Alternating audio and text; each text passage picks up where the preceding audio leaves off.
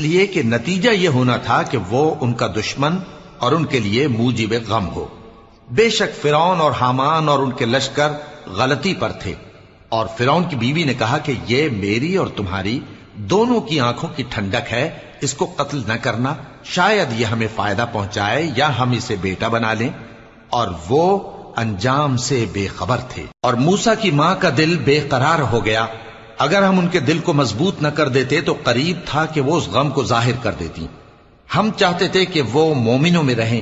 اور والدہ موسیٰ نے اس کی بہن سے کہا کہ اس کے پیچھے پیچھے چلی جا، تو وہ اسے دور سے دیکھتی رہی، اور ان لوگوں کو کچھ خبر نہ تھی۔